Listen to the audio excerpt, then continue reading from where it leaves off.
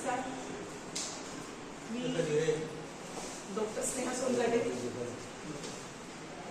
सिंदगाव, तुळजापूर तालुका, जिल्हा धाराशिव. माझी थोडीशी पार्श्वभूमी मी आपल्याशी शेअर करू इच्छिते.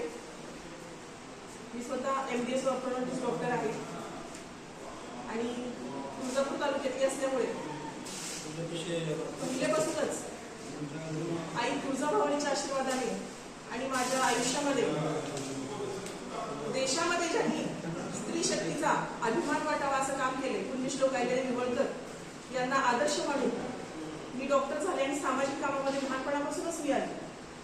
पण त्या कामाच्या दरम्यान माझे गुरु श्री डॉक्टर विकास महात्मे हे राज्यसभेचे खासदार होते.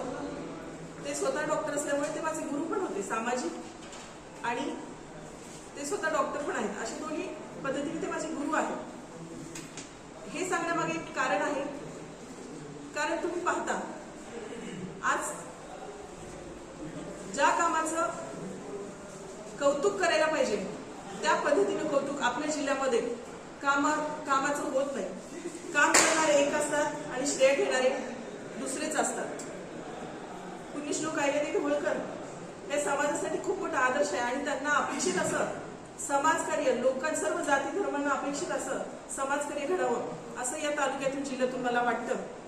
त्यामुळे मी शिक्षण घेत असताना डॉक्टर होत असताना लहानपणापासूनच समाजसेवेची आवड असताना डॉक्टर विकास महात्मे साहेबांनी त्यांच्यासमोर एक प्रस्ताव ठेवला की आपण जागोजागी प्रत्येक जिल्ह्यामध्ये किमान 2 ते 3 सभागृह जिथे शक्य आहे तिथे किमान 36 जिल्ह्यामध्ये 36 सभागृह सांस्कृतिक सभागृह जिथे जेणेकरून गोरगरिबांना जिथे आजही दलित समाजाला ओबीसी समाजाला भटक्या स्थान मिळत नाही त्यांच्या गैरसोय होते. सांस्कृतिक कार्यक्रमासाठी लग्न असतील काही बारशाचा कार्यक्रम असेल किंवा सामाजिक काही कार्यक्रम घ्यायचे बैठक घ्यायची असेल तर समाजामध्ये कुठेही जागा नसते त्यांना वेगळं स्थान असतं.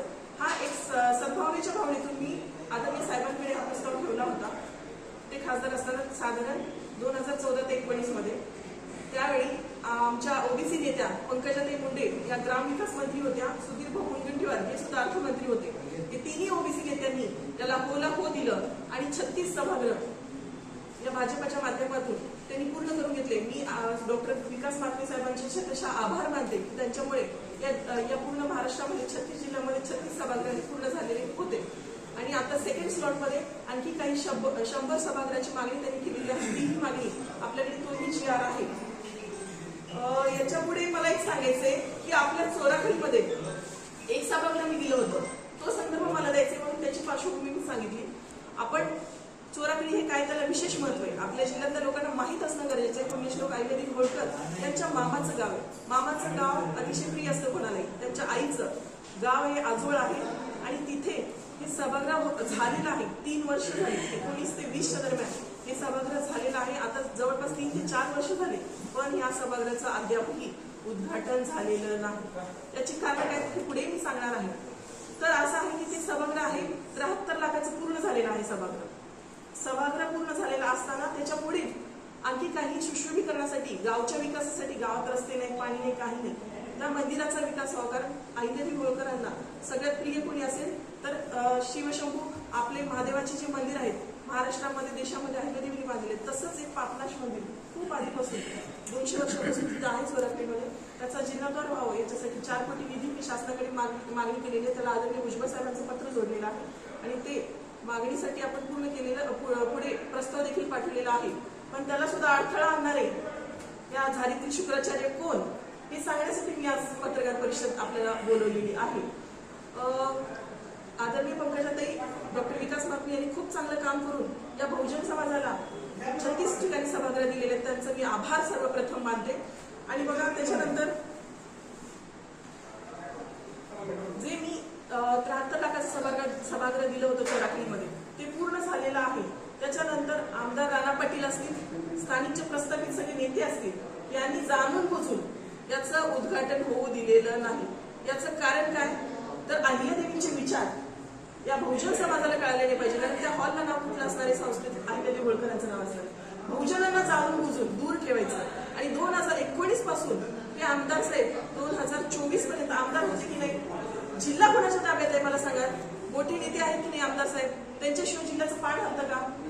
मग या सभागृहाची वेळोवेळी 3 वेळा आमदार खासदार विकास महात्मे साहेब आता खासदार आहेत त्यांना 3 वेळा तारीख देण्यात आली होती, तरी पण 3 वेळा यांनी कॅन्सल केली ही तारीख आणि त्याचं लोकार्पण झालेलं नाही. म्हणजे जिथं काम झालेलं आहे त्याचं लोकार्पण करायचं नाही आणि जिथं तुम्ही कामच केलेलं नाही. आज तुळजापूरमध्ये तुम्ही त्या स्मारकासाठी अहिल्यादेवी होळकरांच्या स्मारकासाठी 1 कोटी घोषणा केलेली आहे आणि त्याचं भूमिपूजन आज केले. 5 वर्ष काय झोपला होतात का? 5 वर्षामध्ये हे भूमिपूजन करून काम का पूर्ण केलं नाही? धनगर समाजाच्या तोंडाला पाणी पुसायचे काम करता का? धनगरांना वेड्यात काढता का? 5 वर्ष का काम केलं नाही? आणि जे आम्ही काम केले, डॉक्टर सिंहांनी जे काम केले त्याचं तुम्ही उद्घाटन होऊ देत नाही? ही बोलण्याची आज वेळ का आली आम्हाला? कारण ज्याचं उद्घाटन झालेलं कामाला तुम्ही जे काम पूर्ण झालेलं कामाला तुम्ही उद्घाटन होऊ देत नाही. ही तुमची झुंडशाही, ही या जिल्ह्यामध्ये झुंडशाही चालणार. हा धाराशिव जिल्हा आई तुळजाभवानीच्या आशीर्वादाने चालतो, हे चालणार नाही. आणि तुम्ही भूमिपूजन केलं, आम्हाला त्याचं काही त्याच्याबद्दल आम्हाला अभिमानच आहे, पण हे काम तुम्ही आधी का नाही केलं? 5 वर्ष काय झोपा काढल्या का? हे मला त्यांना विचारायचं आहे. तसेच हे जे 36 जिल्ह्यामध्ये जे आपण सभागृह दिलं त्याला 150 कोटीचा निधी तत्कालीन खासदार साहेबांनी दिला होता. खासदार साहेब म्हणजे आदरणीय डॉक्टर विकास महात्मे साहेब, राज्यसभेत खासदार. आणि त्याच्यानंतर आता हे बघा, राणा पाटलांनी 1 कोटीची निधी जाहीर करून भूमिपूजनासाठी अहिल्यादेवीच्या स्मारकासाठी तुळजापूरमध्ये 1 कोटीची घोषणा करून फक्त फसवणूक केली. आता घोषणा केली, आणखी यांच्या पिढ्याने पिढ्या जातील, नंतर स्मारक उभं राहील, उद्यान उभं राहील असं मला वाटतं.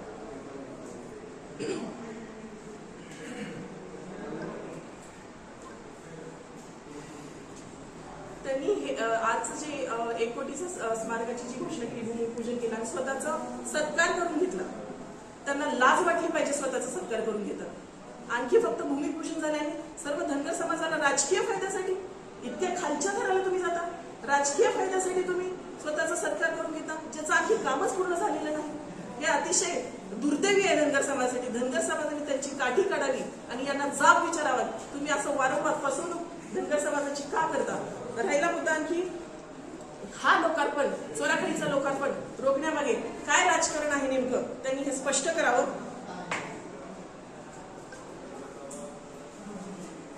याच्या मागे पार्श्वभूमी सांगते तुम्हाला मी, छोटीशी स्टोरी सांगते. इतिहासामध्ये अहिल्यादेवी होळकरांनी इंदोरला त्या राणी म्हणून गेल्या, त्याच्यानंतर त्यांनी आजोळी, सोने, मोहरा आणि भरपूर असे पैसे म्हणजे त्यांनी पाठवलं होतं चोराखडीला. याचं कारण एक होतं, चोराखडीचा विकास व्हावा. पण त्यावेळेचे जे पाटील लोक होते त्यांनी त्याचा विकास होऊ दिले, ते पैसे हडप केले, तो खजिना दाबून ठेवला.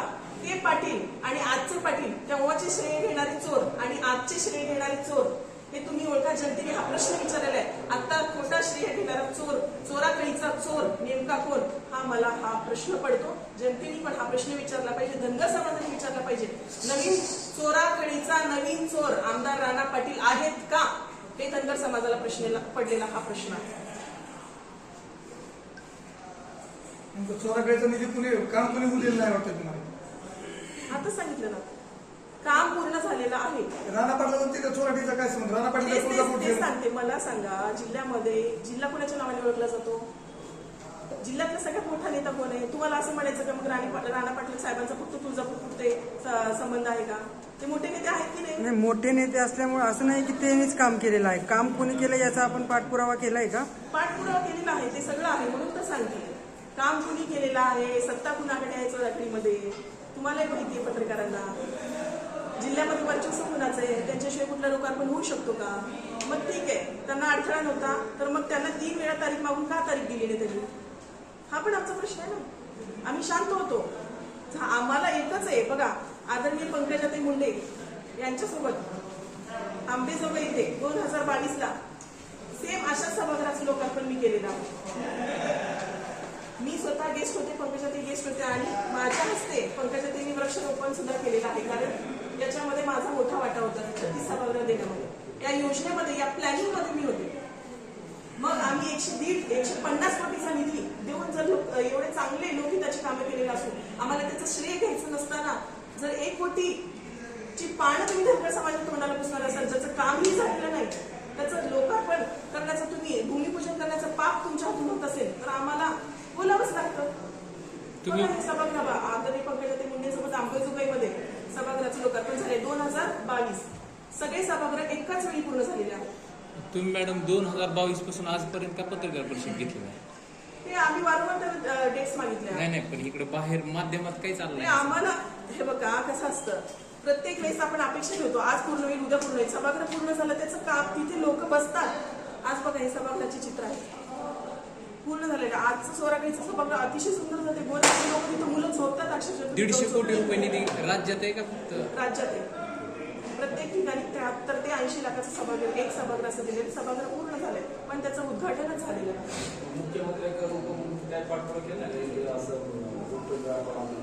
तेच सांगते तुम्हाला. सत्ता कुणाकडे तक्रार हे बघा, त्यांनी तारीख देऊ करू, सभागृह करू, लोकार्पण करू. आम्ही तेच वाट बघतोय ना. तेच आमचा प्रश्नच आहे की चोराखडीचे चोर कोण आहेत, चोराखडीचे चोर कोण आहेत हेच आमचा प्रश्न आहे. चोराखडी हा जिल्ह्याचा केंद्रबिंदू आहे बहुजनांचा. त्याचं उद्घाटन का ठेवलं? आणि आता ज्याचं कामच झालेलं नाही, आम्हाला अभिमान आहे इथे त्यांनी भूमिपूजन केलं, पण त्याचं काम कधी करणार आहे? 5 वर्षात का भूमिपूजन केलं नाही? 5 वर्षात का भूमिपूजन केलं नाही? 5 दिवसात सुद्धा ते काम पूर्ण होऊ शकलं असतं. ठीक आहे, 5 महिन्यात काम पूर्ण होऊ शकलं असतं तुळजापूरच्या स्मारकाचं. राजकारण करण्यासाठी धनगर समाजाला तुम्ही ओढता का? मला पूर्णच प्रस्थापित नेत्यांना, इथल्या आमदारांना सांगायचं, धनगर समाजाला तुम्ही गृहीत धरू नका. आता धनगर समाजाचे लोक माझ्या पाठीशी आहेत. गावोगावी मी धनगर समाजाला आता समाज शाळा झाले. मला समाजाने ऍक्सेप्टन्स केलेलं आहे की ताई तुम्ही एवढं काम करून सुद्धा हे लोक दुसरे श्रेय घेतात. ह्याच्यावर कोणीतरी आवाज उठवला पाहिजे. ही लोकांची मागणी आहे म्हणून मी इथे आले. आपण उद्घाटन का केलं सगळे यायला रेडी होते, पण सांगते काय, त्याचा मुद्दाच हा आहे की कुणी येऊ दिलं नाही. कुणी सत्ता कुणाच्या हातात आहे जिल्ह्याची? प्रत्येक वेळेस टोलवाटोली कुणी करायची? पुढे घेऊ तारीख, हेच तर मला सांगायचंय. करणार. आणि त्याच्यापेक्षाही पुढचं सांगते. त्याच्यानंतर मी 4 कोटीचा निधी जो मागितला होता मंत्रालयामध्ये, आता त्याची फाईल पोहोचले. तो निधी सुद्धा देण्यासाठी अडथळा आणणारे हेच प्रस्थापित तुळजापूरचे आमदार आहेत. आता त्यांना तारीख मागणार आहे उद्घाटन. आता नाही, आम्ही सगळ्यांना निरोप देऊ. हे बघा, ते सभागृह सर्वांसाठी आहे. जरी खासदार विकास पाटील साहेबांनी जरी गेला असेल तरी हे सर्व जाती धर्मासाठी सभागृह आहे. आम्ही निरोप देऊ. तरी त्यांनी कोडा घातला तर धनगर समाज त्यांची काठी तयारच आहे. हे चोर कोण आहेत ओळखायला धनगर समाज आता सक्षम झालेला. कारण तुम्ही त्याच्यानंतर सुद्धा मी 4 कोटीचा निधी सुशोभीकरणासाठी मागितलेला होता सरकारला. त्याच्यात अडथळा आणणारे चोर कोण आहेत? त्याच्यात अडथळा आणणारे नेते कोण आहेत? हे शोभतं का तुम्हाला? कारण मागासवर्गीय लोकांवर अन्याय करणारी भूमिका कायम तुम्ही घेतलेली आहे. आज राजकारणासाठी तुम्ही अहिल्यादेवीचं नाव वापरता.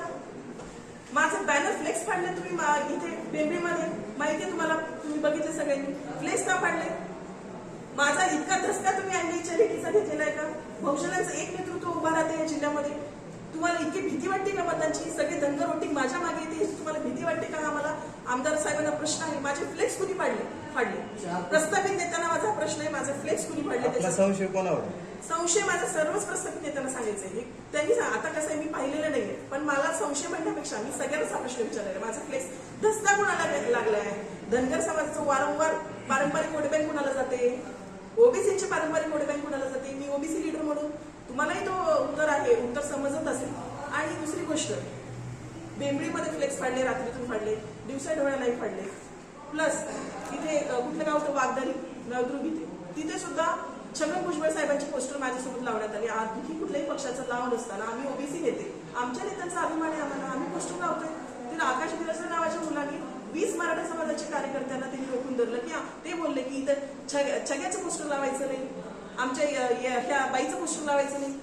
अशी भाषा शोभते का? ते कार्यकर्ते कुणाचे होते? आमदार राणा पाटलांचे होते. त्यांचं नावही सांगते मी, मदन पाटील नाव आहे त्यांचं.